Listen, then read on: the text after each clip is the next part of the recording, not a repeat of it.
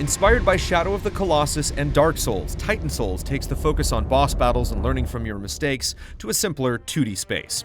It takes the essence of fighting tricky bosses to its core, with an all-or-nothing approach. Your character has little in the way of abilities. You can press a button to roll, hold that same button to run, and press another to pull back your bow and release your arrow. That's right, arrow, singular. In the course of the entire game, you only use one arrow, and you have to retrieve it after each shot. Thankfully, there's a bit of magic which allows you to hold the shot button to magnetically draw it back to you, although doing so leaves you stationary and vulnerable.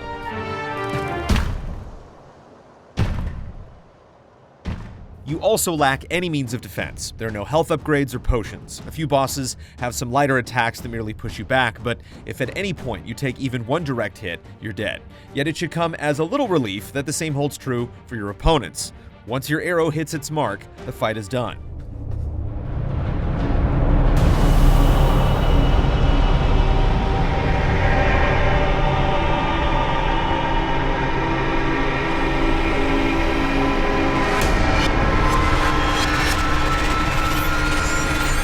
It's one shot, one kill, but landing that hit may take a dozen attempts or more. Some bosses employ puzzle elements, which may have you trying some rather bizarre strategies to find a solution.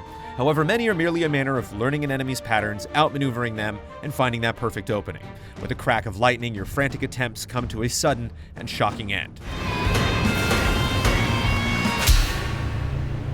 There are no enemies outside of these boss encounters, and little else in your way.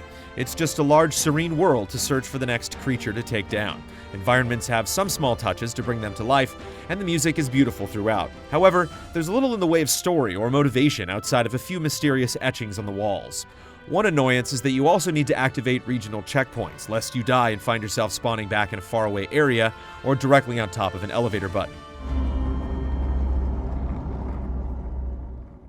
You can tackle most bosses in any order you like, so if you're having trouble, you can try another and come back later. Also, of the 16 bosses we defeated, it seems like you could likely skip a couple and still beat the game, and we won't discount the possibility that others may still be hidden away. Our first run took a little under 5 hours with more than 200 deaths, but length will vary greatly based on your personal amount of luck and skill. Once you've finished it, several new options pop in for even more die-hard players. Hard mode clearly speeds up encounters, giving you even smaller windows of opportunity. Another option lets you see how far you can get with only one life, which may surprise you after your first playthrough. Then a third choice removes your ability to run or roll, but the slower pace just feels more frustrating than fun. From the title menu, it also appears that there's a fourth toggle to unlock, and the game seems to hold other secrets as well. In all, Titan Souls is for people who don't mind struggling to overcome a challenge, but there's little else to grab your attention. It doesn't carry the same weight or intrigue as the games that inspired it, but there's a fun set of battles to test your reflexes.